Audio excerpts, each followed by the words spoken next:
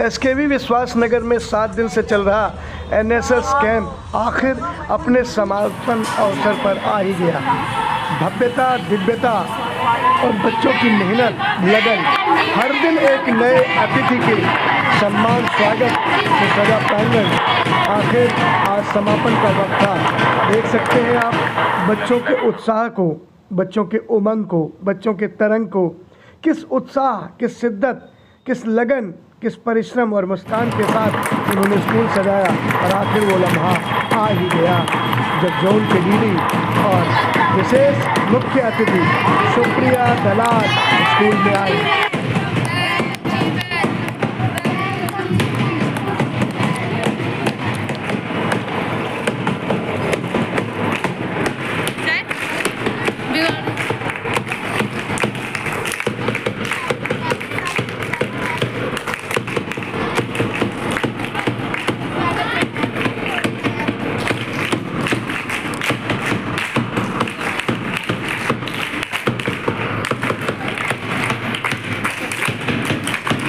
हमारे सभी अतिथि इस सभा सभी अतिथियों को लेकर की तरफ अग्रसर हो रहे हैं। असतो मां सद्गमय तमसो मां ज्योतिर्गमय मृत्योर्मां अमृतम गमय। हे ईश्वर, हमें अंधकार से प्रकाश की ओर ले चलो और हमें असत मार्ग से सद्मार्ग की ओर ले चलो और इस धरा पर नित्य से हमें अमृत की ओर ले चलो। मैम शिक्षा का दीपक जला रहे हैं।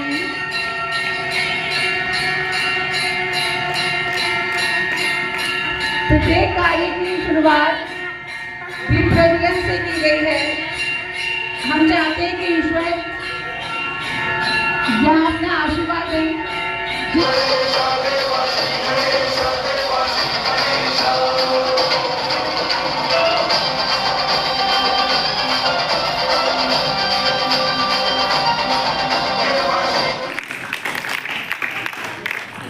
हम कृतज्ञ हैं कि आप आए हैं, बच्चों ने कार्ड बनाए हैं।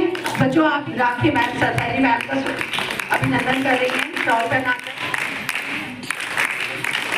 हमारे एनएसएस की कंपनी कर रहे हैं। ये कुछ जो देख रहे हैं आप, वो भी हमारे बच्चों के कर्मों से बने हुए हैं।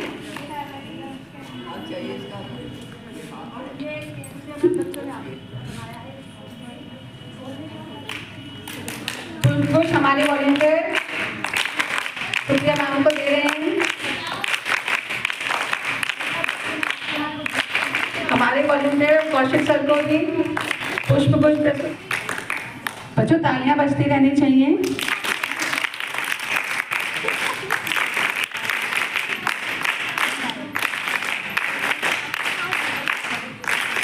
एक सर्टिफिकेट भी है मैम के लिए।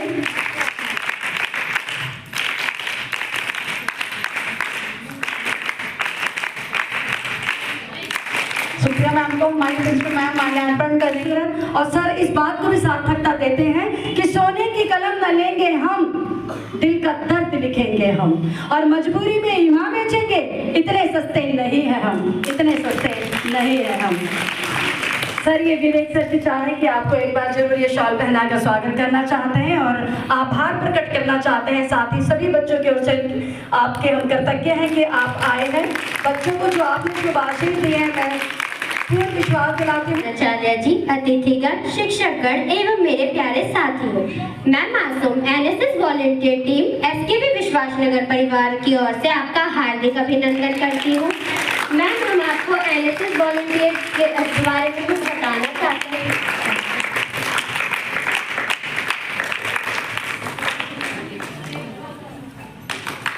हमारा एनएसएस स्पेशल कैंप 7 दिनों का था, 14 तारीख से 21 तारीख तक। तो आज हमारी क्लोजिंग है। इस एनएसएस स्पेशल कैंप के तहत हमें बहुत कुछ सीखा है।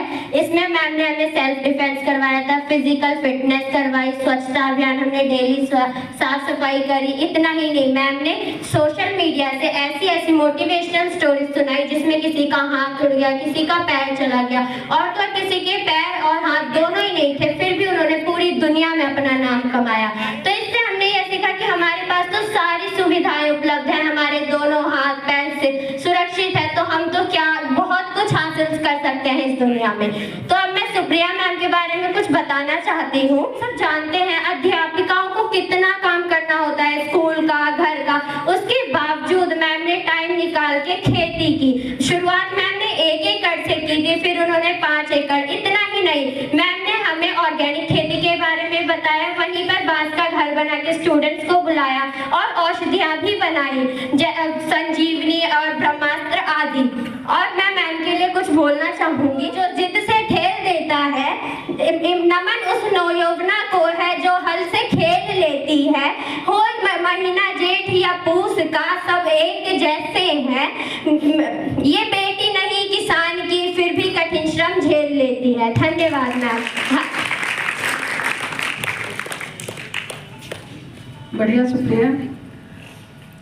बच्चों में यहाँ पर आकर आत्मविश्वास आता है कि वो अपने मन के उत्कार से करना है, इस पर उनकी चर्चा रही। हमने एनजीओ से पूनम कॉल को बुलाया, उन्होंने बताया साइबर क्राइम क्या है, समाज में किस तरह से आपको जीना है और पुलिस की सहायता आप किस प्रकार से ले सकते हैं। विमेन एम्पावरमेंट पर उन्होंने बातचीत की। आज हमारे बीच में सुप्रिया पाठक जी हैं। डॉक्टर सुप्रिया जी, आप प्रिंसिपल हैं और आप दुनिया की इकलौती ऐसी गवर्नमेंट टीचर है जो 7 एकड़ में इन्होंने खेती कर पूरी दिल्ली को ऑर्गेनिक सब्जियों की सप्लाई की है।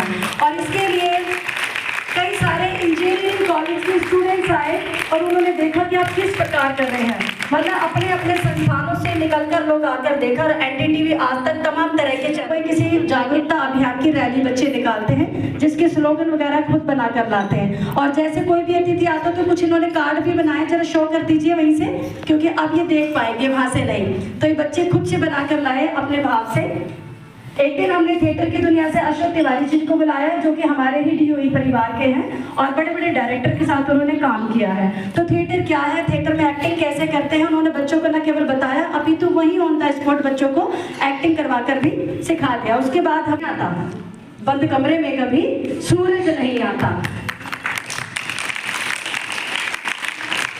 तो हम अपने एनएसएस की रिपोर्ट को प्रस्तुत करते हैं, क्योंकि हमने जो सीखा है कि बोलना नहीं है, क्या करना है? हाँ, जो भी आपके पास आइडिया है उसको बोलना नहीं है, करना है। और सर बहुत ही प्रसन्नता का विषय कि जो कुछ किया है बच्चों ने अपने आप, ये डेकोरेशन करना, कार्ड्स बनाना, नृत्य करना, क्योंकि हमने संस्कृति, सभ्यता, व्यवसाय, व्यवहार सब पर एनएसएस में काम किया है। बेसिकली जिन्हें मैं यूं ही कहती हूँ कि इस अंदाज का अंदाजा न लगा पाओगे, और जब भी मिलोगे मिलकर निखर जाओगे, जब भी मिलोगे मिलकर निखर जाओगे। मैं सर के लिए बहुत बहुत हृदय से धन्यवाद और आभार प्रकट करती हूँ कि सर हमेशा सदैव हमारे सहयोगी हैं, परस्पर पूरक हैं। तमाम गतिविधियों में न केवल हमें प्रेरित करते हैं, सहयोग करते हैं, विश्वास करते हैं, अपितु स्वयं उपस्थित होकर बच्चों को आशीष रूप में 2 वचन देते हैं। तो एक बार सर के लिए एनएसएस क्लैप।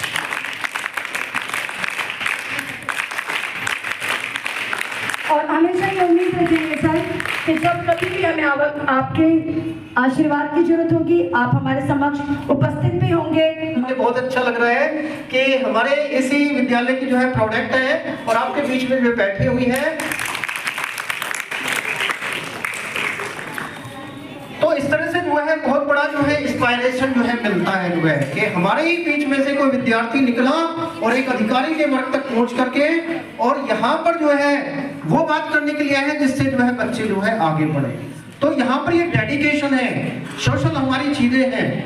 कहते हैं कि हम अपने स्वार्थ के लिए, कि एक बार क्या हुआ कि एक देव वर्ग था और दूसरा जो है दानव वर्ग था। हुआ ये कि कहीं उनको आमंत्रित किया गया और ये कहा, उनको जो है बैठा दिया गया नीचे पंगत में कि वे भोजन करना है आपको,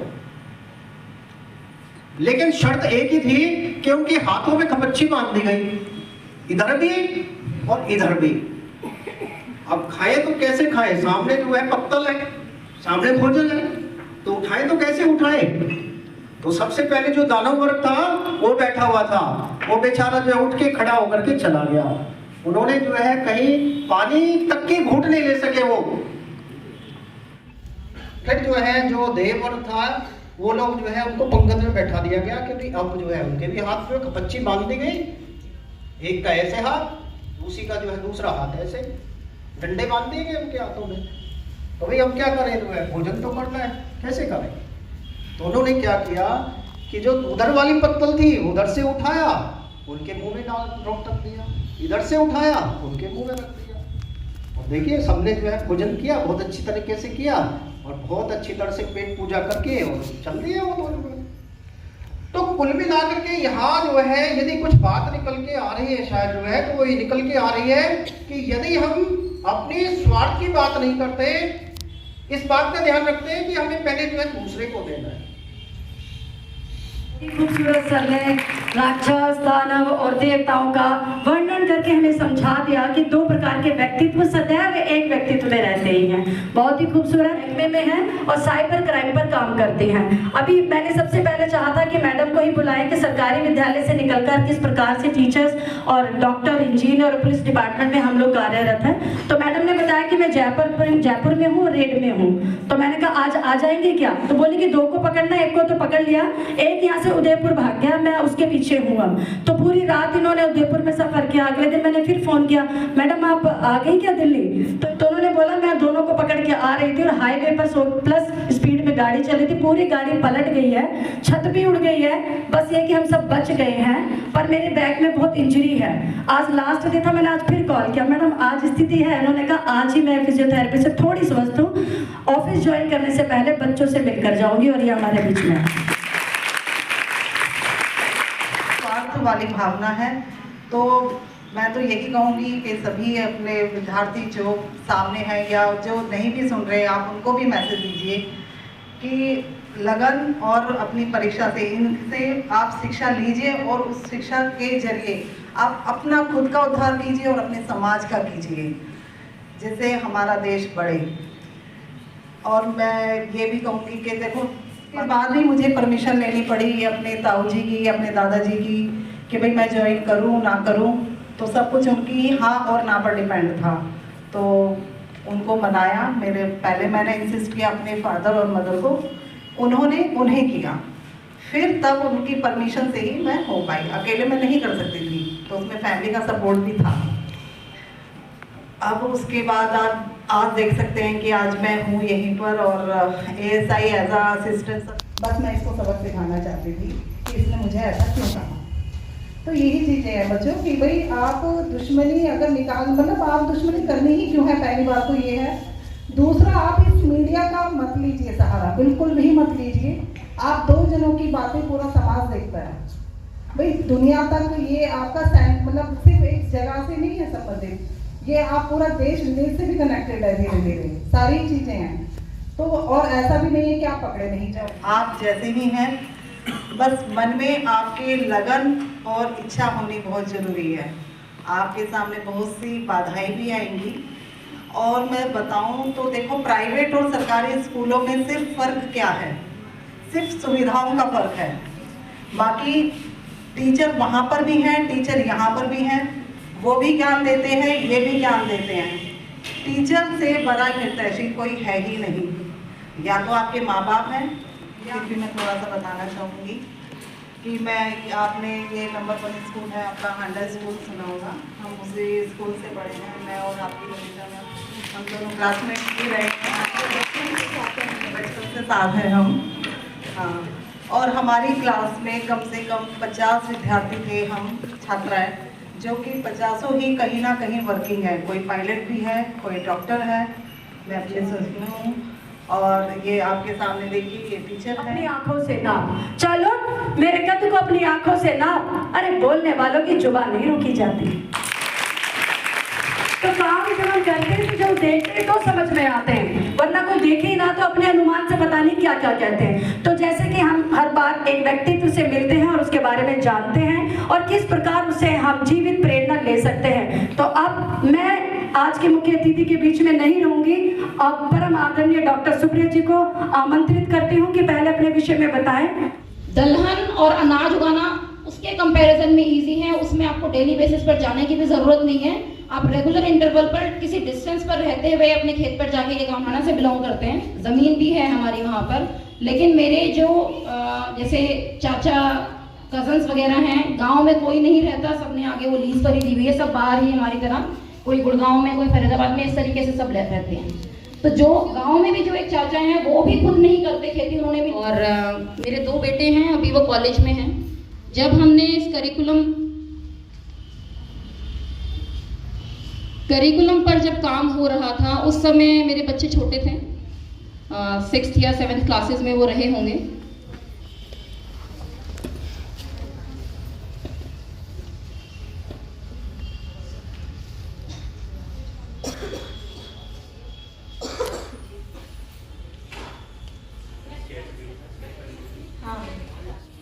आज से 20 साल बाद इसके भी अपने ड्रॉबैक्स निकल आए, लिमिटेशंस निकल आए। उसका रीजन है ऑर्गेनिक फार्मिंग में भी आपको सब कुछ रेडीमेड बाजार से ही लाना पड़ता है।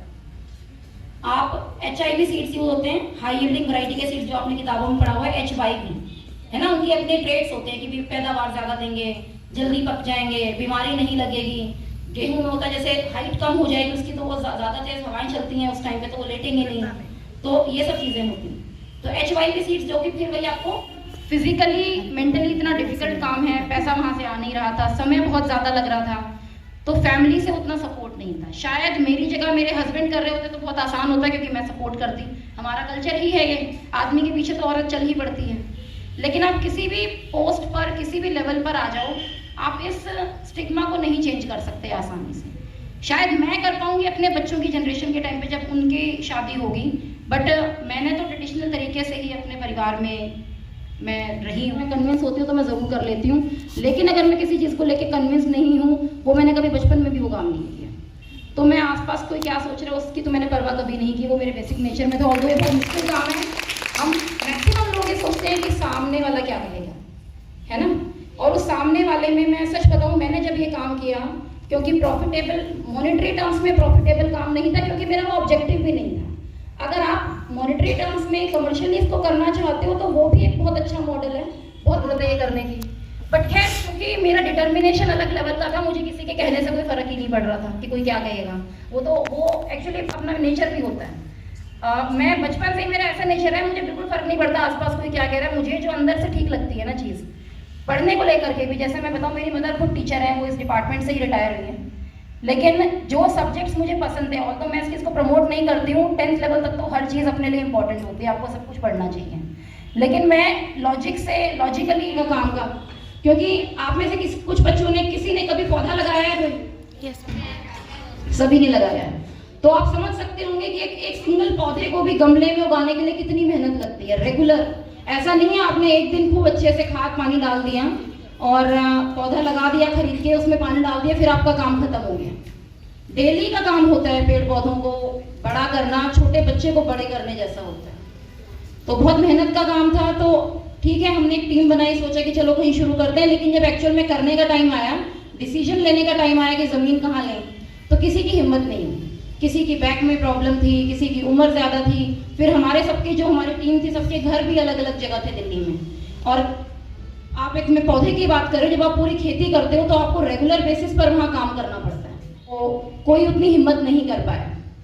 पर पता नहीं क्यों मुझे तो अंदर तक इतनी उस चीज़ से पीड़ा हो रही थी ना, कि मैं तो एक दिन भी बाहर से कुछ खरीद के लाने का मेरा मन नहीं होता था। फिर ये भी सोचा कि चलो दालें हैं, चावल हैं, गेहूं है, ये तो हम कहीं बाहर से खरीद के भी ला सकते हैं, जहाँ पर कोई किसान अच्छा काम कर रहा है, और वहाँ से परचेज करके हम स्टॉक कर सकते हैं पूरे साल के लिए।